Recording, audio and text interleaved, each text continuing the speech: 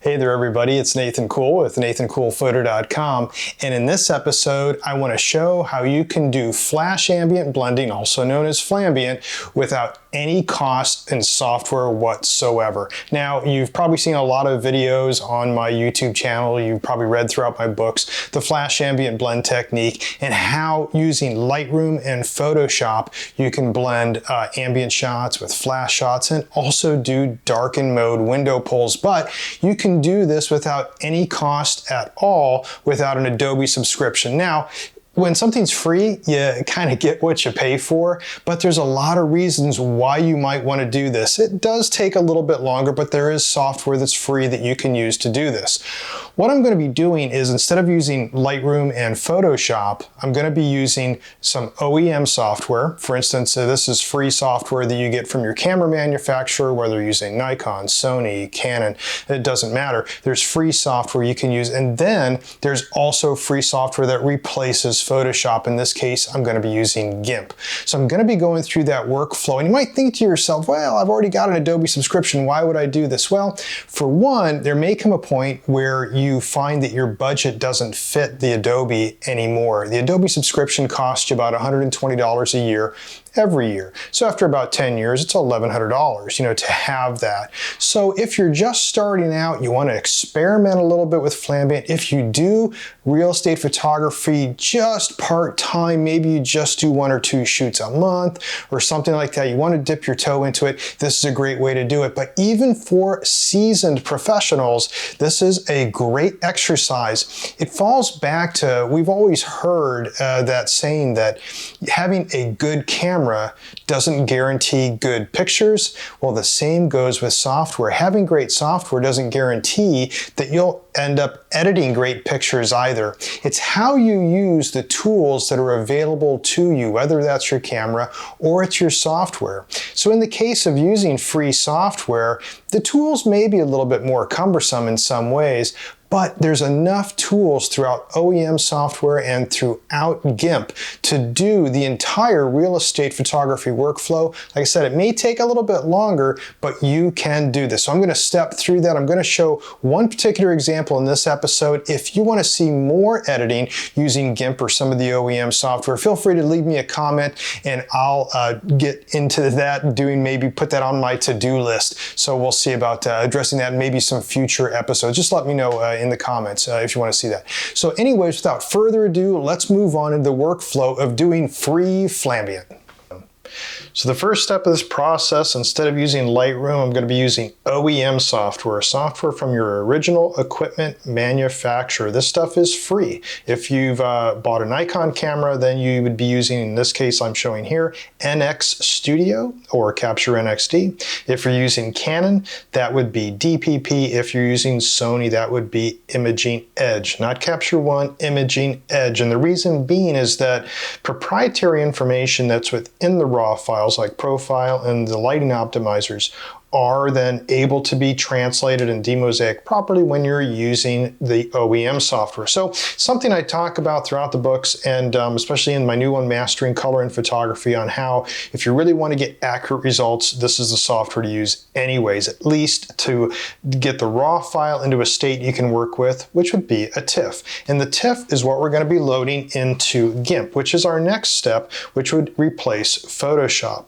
So within here, there's a lot of editing stuff you could do. If you're using a single exposure, like something outside, you could tweak a whole lot of stuff with these adjustments. Here, what we're interested in mostly is the lens corrections. So if we had an image here, didn't have anything applied, I would be applying like axial color aberration. Basically, having these two checked is just the same as having chromatic aberrations checked in Lightroom. If I had used a Nikon lens, it would recognize it in Nikon software. I'd have this auto distortion control ability here, which I don't have though, using, this was a Tokina 16-28 lens. I can do vignette control though, so I would select vignette control and move that up to 100, which then imitates pretty closely what Lightroom would do when it does the automatic profile adjustments. Here, when we go back to these, I've applied that. You can see we have barrel distortion. Can't do anything about that in NX Studio, but we're going to correct that during one of our process steps when we get over into Gimp. So anyways, you can then take these adjustments after you've done them. You'd somehow, most software has this ability, just different menus where you can copy all the adjustments, and then you would, after copying those, you can select all of your images down here on the film strip, and you'd go back up to then paste all your adjustments. With those images selected, then there's usually a way to convert them somehow. Here in this case in NX Studio, I can right click and go output and then export. And then I can export these as 16-bit TIFFs, which is what you want to do to maintain the highest quality for editing as we go forward in the workflow. Now, this stuff here is one reason why I use NX Studio instead of Capture NXD, because I can remove a lot of stuff that could get some warnings over in Gimp. Gimp, once again, it's free software, you get what you pay for, so there will be some things that could be small annoyances but won't stop you from doing it. After selecting that and I hit export, it would create those TIFFs, which I already did, and now I can open those. You can see they're in here, Pix, Gimp Examples TIFFs, that's where I put them. And we're going to open those now with Gimp. So this is Gimp, and what I'm going to do here is go to File, Open as Layers. Look familiar from Lightroom? What we're going to do is navigate to where those pictures were. Go over here to my Gimp Examples TIFFs, and those three that I want to load are here. So I'm just holding down the Control key as I selected those, just a multi-selection, and I'm going to say Open. Now, there's a couple things that could happen here. This is one of them, showing that TIFF has more than one page to it. And all that that means is there's an embedded thumbnail. That's all that that means. So you can just click Import. Now you might also get some other warnings that there's a color profile that was embedded. Do you want to convert it? And I can cover that stuff too in another video. Just let me know in the comments if you're having any issues, want to see more info on that. But it's very typical to any of the warnings you might see when you're opening something up in Photoshop also that might have a different color space. Once again, that stuff for Photoshop's in the Mastering Color and Photography book. Anyways, let's just go through these. We're going to import each one. It's going to give me the same little dialogue each time. We're just going to import each of those. Not a big deal. Okay. Now, what it's done, since it had those little thumbnails, you can see there's also these little things here. So I've got 6 layers. Page 1, page 2, all this. I don't need that stuff. You can see all it is. It's a little thumbnail up here. So to get rid of those, you can just right click, you can delete that. Let's get rid of, we don't need them. In newer versions of Gimp that are in development, they have the ability to select multiple ones of these and just get rid of them. Okay, so at the very top is our window pull layer. We'll leave that there. And we'll just shut it off for now. Here's our flash shot, and down below is our ambient. We need that ambient layer to go up to the top, so you can do that with these arrows, or you can drag it. What I want to do now is turn that like we would for any other type of workflow here. I'm going to just make this a little bit bigger so you can see it. Is I'm going to turn that into its mode as luminance, which is basically luminosity mode in Photoshop. You can see the colors went away. I'm going to do a 50-50 Flambient on that and just change its opacity to 50%. And that's just here with this opacity thing right up here. You can also drag that slider or input the value. So this isn't looking too bad. What I can do now is refine it a little bit. I'll zoom out just a tad here.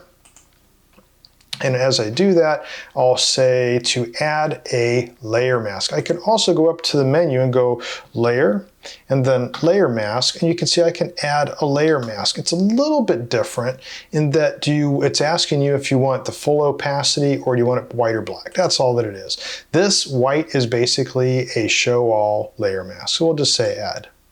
Now I'll go up here and I'll select the eraser tool. There's the eraser, there's the brush. When you select either one, you may have to select something here for a soft brush, which I already did.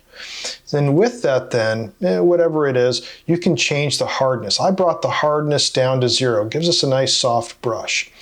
They don't have flow for their brushes, but here I changed the opacity down to 20. A lot of times I'll use like maybe about a 30% flow in that. Let me just get rid of that, 30. So I got about a 30% flow. So now I can erase some of this off of the bottom. Now, using some of these tools to change the size, you can move some of it right here. They do have some shortcuts. They've been a little bit buggy for some of this stuff, but it works fairly well. So you can, for instance, here, I'll just increase the size of that. It's very slow. I'm using Shift and bracket to get it even bigger. And then I erase some of that maybe up here down on the floor. Don't need all that ambient everywhere. So just like I would using any other layer mask in Photoshop. So you can see this is already coming together real nice. Now let's do our darken mode window pull. Let's just zoom in here once again to fill the whole thing. And by the way, there's up here, you can check out all the shortcuts for viewing and zooming, all that type of stuff. Under the view, go to zoom. You can see there's all kinds of stuff there. Won't waste your time with that. Let's go up here to our darken mode window pull. And we want to change its mode to darken only. Boom, there's our darken mode window pull. And once again, we'll add a layer mask. You can do it from the layer menu or just right click on it, say add layer mask. And this will be a hide all, which will be the black full transparency. So we just say okay. Now I can zoom in here a little bit more and move this a little bit, okay? And I'm going to select a brush instead of the eraser. And once again, just like with the eraser, you might have to go over here and select this real soft one. And then take its hardness to 0. And just like we would before, if you want 100% opacity or flow, I've got it here at 40. We'll decrease that just a little bit, maybe down to about the 30th range. And then I'll just tap in some of this so we get a little bit of our window pull showing up. I'm not going to do a full window pull, really not necessary on that. So we can play around with that. Okay. So getting our darken mode window pull put in there, put a little bit more in here, and I'm just clicking, clicking, clicking, clicking. Okay, now let's zoom back out. So we'll zoom back out here to 100%. Oops, sorry, got the wrong one there. Here we go, zoomed out to 100%. Now, there's other things we can do, for instance, like desaturating the ceiling. What I want to do here is just the basics. So let's zoom out just a little bit more, and let's say that now we're happy with this, but we have to correct some of our barrel distortion, and we want to correct maybe some of our vertical alignment too. And this is pretty easy to do in Gimp. First thing you have to do though is you need to flatten this. Since it's a TIFF, it will take a long time to process anything else. If you're happy with this, then flatten it. And you can simply go up to the image menu, and then you'll see that there's a flatten image option. So you just say flatten image. Now that we've got that, let's add a filter, and it's going to be to distort, and it's going to be lens distortion. And from here, all you have to do is just move this main slider right here. You can see as I'm moving that a little bit, my barrel distortion is going away. Then I just say, okay. Verticals are a little bit off, so to fix that, you can go up to Tools and to Transform Tools and go up to Perspective. There's little corners up here that show up, and from here you can just drag those down however you see fit. I'll drag this one down a little bit maybe. So we got something kind of looks like that. I think those verticals are probably a little bit better. Then you just say transform. Now once again, if you didn't flatten this, that little process would have taken a long time. Now we need to crop it, so we use the crop tool, which is over here. And it's a little bit different from Photoshop. You have to start in your known area, so a little bit different, but we'll take that, we'll just crop it right to there, boom. Now you see this yellow line, that can be annoying. That's showing you how many pixels this all started with. And by the way, when I cropped also, I kept the aspect ratio. And you can see I did that over here by saying that it was fixed. And it fixed it at the same aspect ratio that we started with. So those annoying lines, those are just the boundaries and the guides. So you could just turn that off if you wanted to, right? And I would prefer just to have that off. I really don't need that. So now we're looking pretty good. So we've got our verticals done. We've changed our the barrel distortion, all that's been taken care of for us. So now we need, though, to add kind of what we would do for a full bump. So what I should do, just to make sure I can go back, is I'm going to duplicate this layer. So I'm going to duplicate that, and then I'm going to edit this one. So first thing I'm going to do is I'm going to zoom in here to 100% by just pressing 1 on the keyboard. I'm going to zoom in here on a couple things like these lemons here and do some sharpening. So first thing is filters, and I'm going to go to enhance, and then to unsharpen mask. So you want a radius of right about 1, any tool that you use. A radius of 3 is just huge. So a radius of 1 is good, and then the amount of sharpening that you want to apply. That'll give you more refined sharpening. It's got a little preview checkbox, so you can go on and off and see if that amount of sharpening is to your liking. I'll just add a little bit more sharpening to that. And I think that looks pretty good, and we'll say, okay, once again without it, and then with it, so that's looking sharp. Okay, we've got that. Now let's zoom back out here. And now we want to do some color corrections on this. So easy enough, you go up to colors, and let's go to color temperature. Let's say that this was a little warm. What you want to do is move the intended temperature down a little bit. So you leave the original. This is all just a relativity base. That's all that is. So you just move the intended down a little bit, and once again, you can click on and off preview, and that looks pretty good for my liking. So we'll say okay. Now we also want to add some punch. So typically we would do things like shadows and highlights, which you can do here with shadows and highlights. Let's say we wanted to bring our shadows up, we'd move the shadows slider up, and then we wanted to bring some of our highlights down. We can bring our highlights down, lights like that. And once again, we can preview on and off to see if that's to our liking. Now for the final punch of adding some good contrast and maybe some clarity. We do that with the curves tool. So you'd go up to color, and then you would select curves. Now curves is a unique thing. I talk about this more in my book, Mastering Color in Photography, on how to use this. What we're going to do here is apply a bit of an S-curve. And what I'm going to do here is I'm going to be just bringing my blacks down, which is right about here on this section of the line, of this tonal range here on the curve. I'm going to bring this section up, and now we've got this nice looking little S-curve. Let me just move this out of the way, get a better view of it.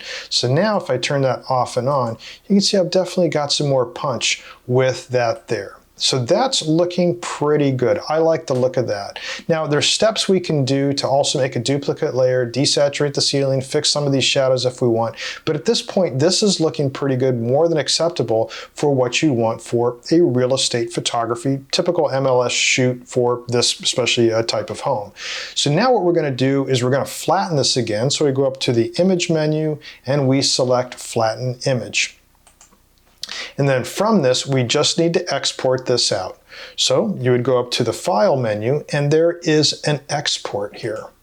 Now it gets a little confusing. Where do we want to export? Because this is written so that you can see this on Linux, Unix, all kinds of systems, right? So anyways, just navigate to where you want. Select this thing that says Select File Type by Extension. And we're going to scroll down here until we find JPEG. I just passed it. Sorry about that. So we're going to select JPEG image. Okay, and then you can select the name, and we'll just keep it as that. So we'll export that out. And then once it's done, we can, the next step is the quality. We'll turn the quality up to 100, and then there's all this other information you can do. There's some advanced options that aren't necessary, and you just hit export. So the final image looks like this.